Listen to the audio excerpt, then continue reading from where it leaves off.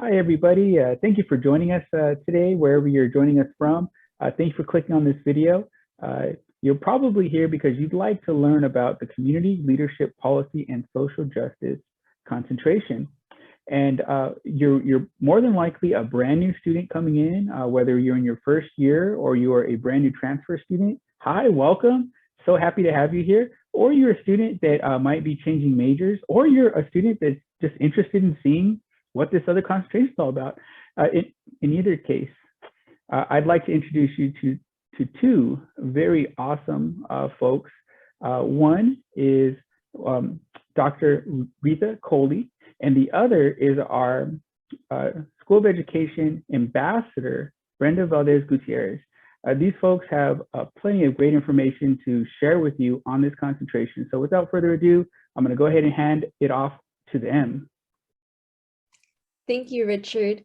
As stated, my name is Brenda Valdez-Gutierrez. I am a fourth-year Education, Society, and Human Development major with a concentration in community leadership, policy, and social justice. And it's so nice to be with all of you here today. Dr. Kohli, would you mind sharing a little bit about yourself? Sure, it's great to be with you as well. My name is Rita Kohli, and I'm an associate professor in the Education, Society, and Culture program in the School of Education. I also serve as the equity advisor for our school and coordinator for the K-12 Ethnic Studies Pathway program. And I'm the co-founder and co-director of the Institute for Teachers of Color Committed to Racial Justice. Thank you so much. So some students might not be entirely familiar with what the CLPSJ concentration is.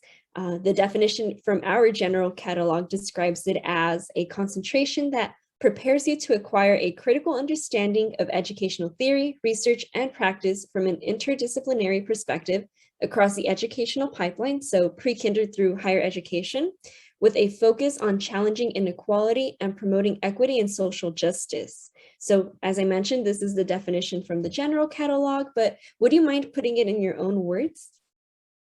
Sure, thanks. Well, I think the CLPSJ concentration is, I would talk about it being taught primarily by a collective of interdisciplinary scholars who approach education research from the lenses of things like history, sociology, policy, anthropology, race and ethnic studies, gender studies, and linguistics. So if you join this concentration, you'll get exposed to complex understandings of the social, cultural, and political context that informs teaching, learning, and PK through 20 education. That is great information. So for all the students watching, is there anything in particular that you would like to tell a new student who is interested in this concentration? Yeah, I guess I would start with asking if you've ever wondered how to make sense of injustices or inequalities that you've experienced or witnessed in our educational system. Classes in the CLPSJ concentration explore both theory and patterns in data that reveal how our social world influences education as it relates to issues of race, class, gender, power, and inequity in our educational system. We are primarily qualitative researchers, which means we engage in studies that leverage voices, experiences, and contexts of our participants. And our students are also exposed to this through our concentration. We believe these are important lenses to have as you consider becoming a teacher, a counselor, working in a college, university, nonprofit, or community organization, so we can begin to disrupt the inequities we know exist. And just a little add-on, I would like to point out that even though you select our community leadership policy and social justice concentration, that doesn't mean you can't explore the learning and behavioral studies concentration. As a matter of fact, we are required and highly encouraged to take elective courses. I personally took a course on child development, and I absolutely enjoyed it.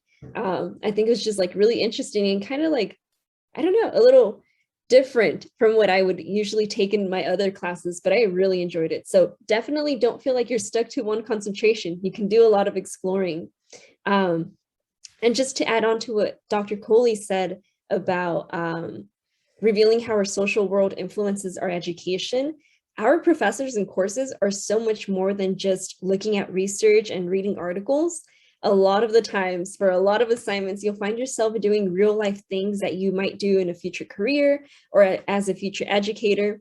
And these can be things like creating a diversity statement for one of your classes, or writing a letter to a UC president addressing an issue in budgeting or student life. I know those are real live examples that, you know, a lot of educators do, and also just their assignments that you have to do for your classes. So you're definitely putting the practice out there.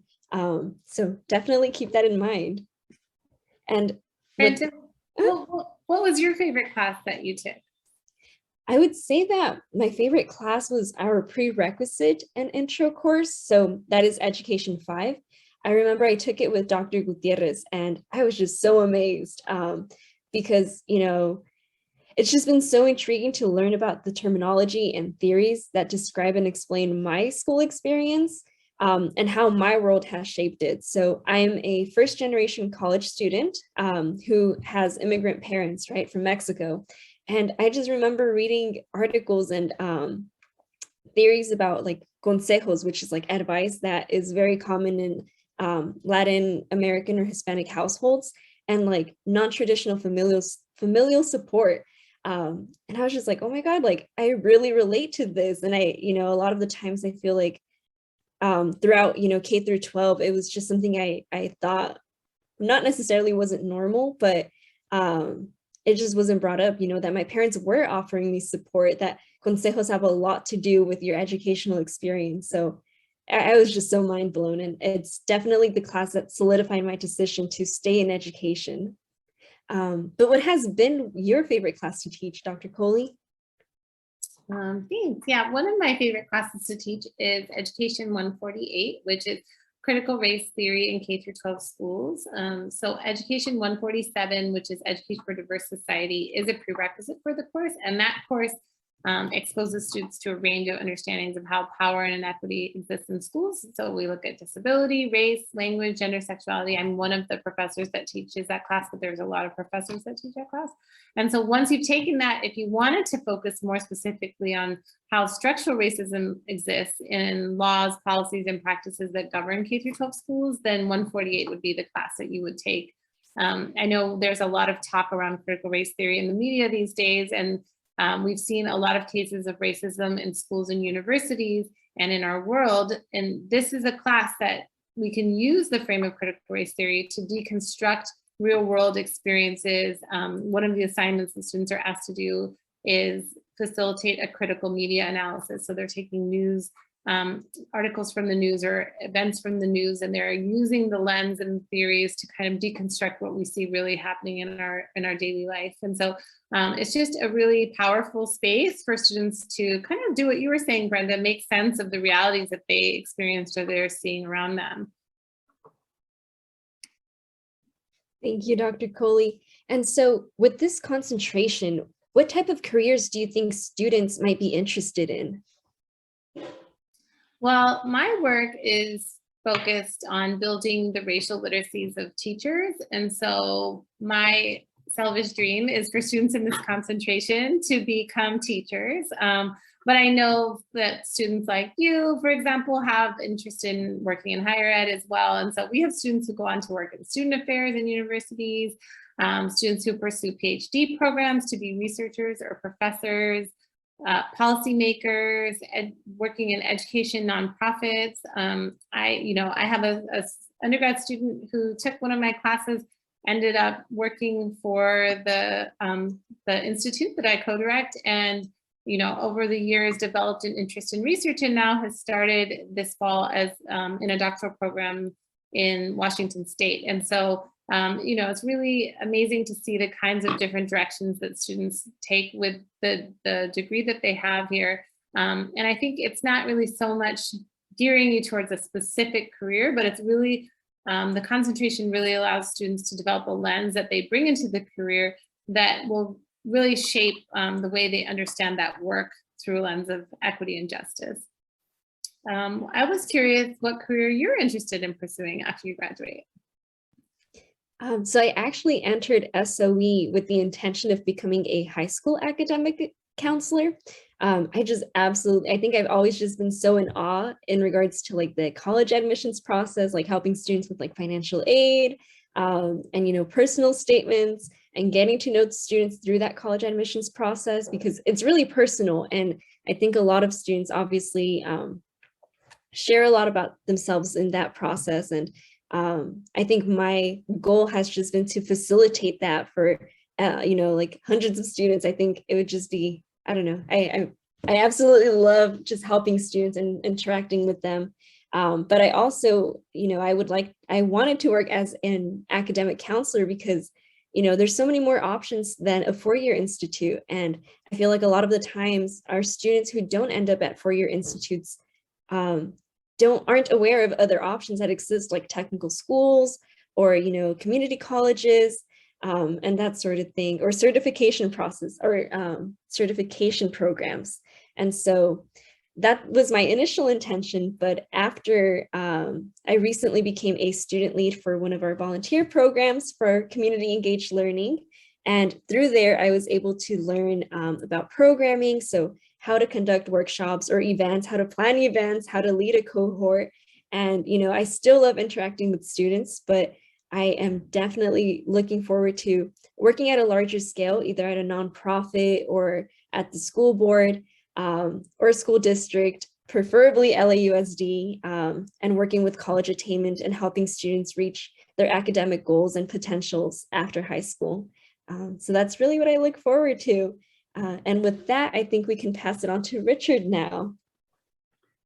Well, we hope that you got a little bit of information that you were looking for out of this video. And something that we wanted to remind you about is there is much more out there for you to explore.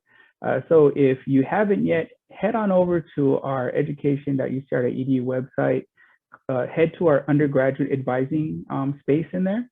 You'll find handouts with the curriculum of the coursework for this concentration, along with a couple of other pieces of resources to really show you what being part of this concentration is like.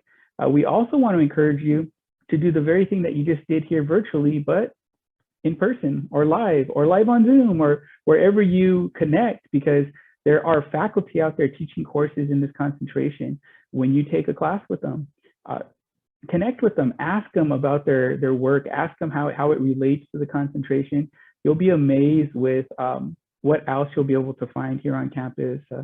Like Dr. Kohli mentioned, there's faculty that come from all these different backgrounds to be here that make up this concentration, as well as we have our School of Education ambassadors, which Brenda is a part of. And so if you see those ambassadors, if they're holding events, if they're doing any kind of meetings or what have you, feel free to speak with your fellow students, those students that have a concentration declared. Ask them, you know, what's their experience, and that's really how you are going to be able to enhance the information that you learned about today.